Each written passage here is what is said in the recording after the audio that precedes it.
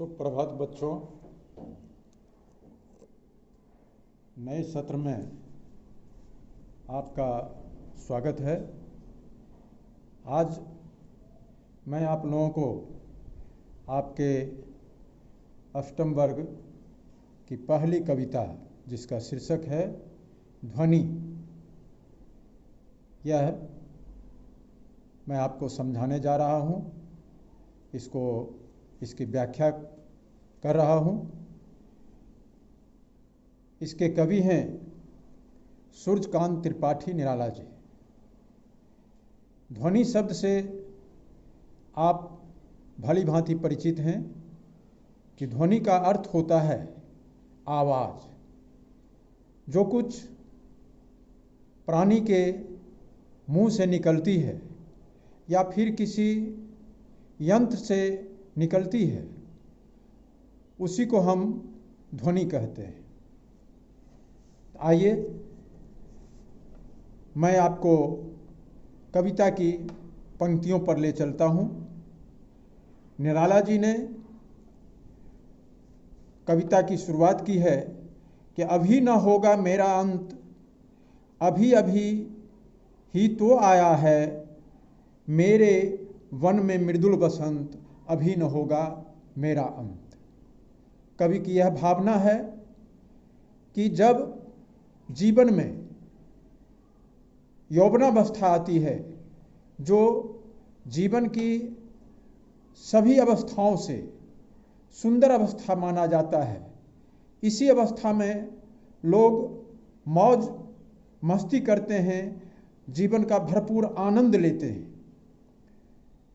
कभी इसी भावना के साथ यह स्पष्ट करते हैं कि अभी मेरा अंत होने वाला नहीं है, क्योंकि अब तो मेरे वन में, यानी जीवन रूपी वन में, मधुर बसंत का आगमन ही हुआ है। बसंत का आनंद लेना है। अगले अनुच्छेद में हम देखते हैं कि हरे हरे ये पात, डालियां डालियां कोमल गात, मैं ही अपना स्वप्न मृदुल कर, फेरूंगा निद्रित कलियों पर, जगा एक प्रत्यूष मनोहर। अब इसमें आप देखेंगे कि जब वसंत का आगमन हुआ है तो वसंत में क्या क्या होता है, क्या क्या दिखता है, इन चीज़ों को कवि ने दूसरे अनुच्छेद में स्पष्ट किया है कि हरे हरे ये पात, पात का मतलब होता है पत्ते।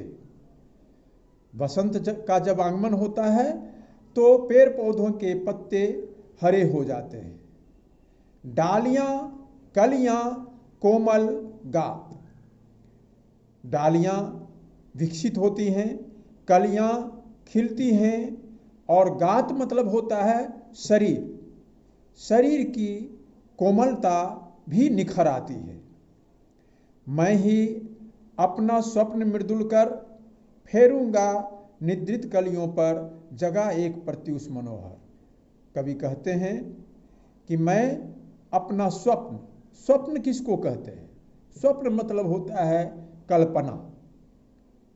यूँ तो हम रात में सोए हुए अवस्था में जो कुछ देखते हैं उसी को आम रूप से स्वप्न की संज्ञा दी जाती है, लेकिन वस्तुतः हम जगे हुए अवस्था में भी, बैठे हों, चल फिर रहे हों, इस अवस्था में भी हम मन में जो कुछ भी कल्पना करते हैं, आगे के बारे में सोचते हैं या वर्तमान के बारे में सोचते हैं, उन सारी बातों को स्वप्न में ही गिनती किया जाता है।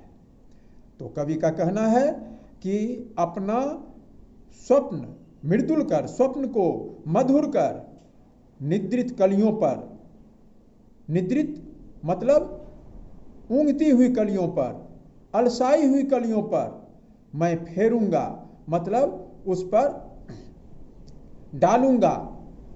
किस रूप में? जगा एक प्रत्यूष मनोहर।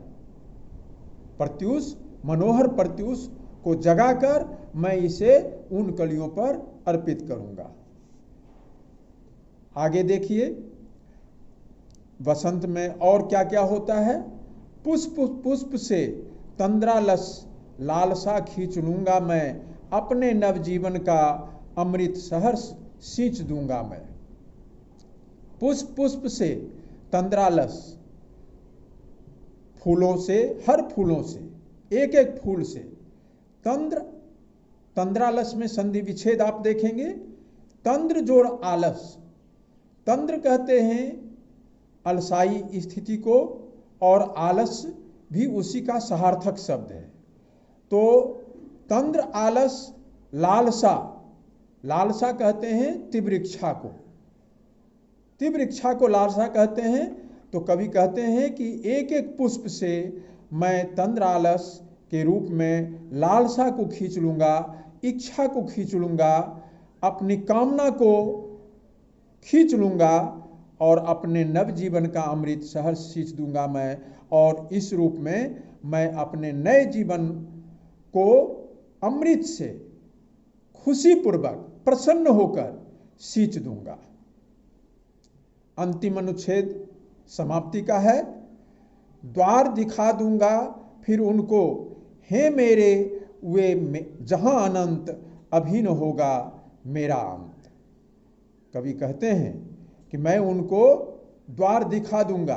द्वार मतलब दरवाजा, जो हमारे घर का मुख्य भाग होता है, सबसे आगे का भाग होता है, घर से निकलने का भाग होता है, उसी को हम द्वार कहते हैं, दरवाजा कहते हैं।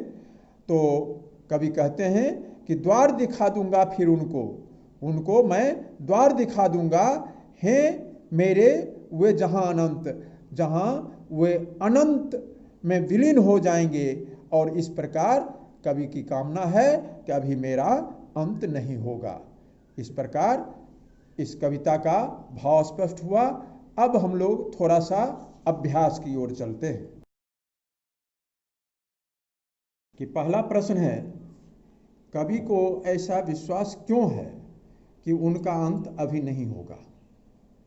आप कॉपी कलम लेंगे और नोट करेंगे, और इसका उत्तर तो जब मैं कविता पढ़ाना शुरू किया था उसी समय आ गया था, फिर भी मैं इसको प्रश्न के उत्तर के रूप में स्पष्ट कर देता हूँ कि आप इसको इस रूप में लिखेंगे। कवि को ऐसा विश्वास इसलिए है कि उसका अंत अभी नहीं होगा, क्योंकि कवि अभी यौवनावस्था में पहुंचा ही है। वह जीवन का आनंद लेना चाहता है। हर कोई अपने जीवन में यौवनावस्था का आनंद ही जीवन का महत्वपूर्ण आनंद मानते हैं। अब दूसरे प्रश्न को हम लोग देखते हैं।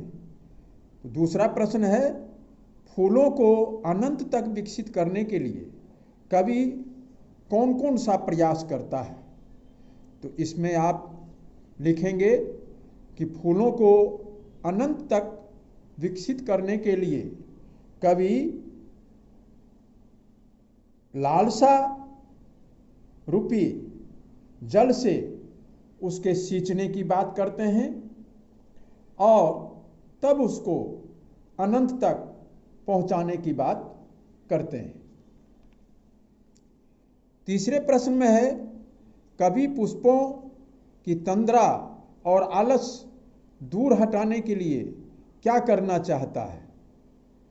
तो आप इसका उत्तर लिखेंगे, कवि पुष्पों की तंद्रा और आलस दूर हटाने के लिए उसे सींचना चाहते हैं, जिससे कि वह हमेशा खिला रहे और खुशनुमा बना रहे।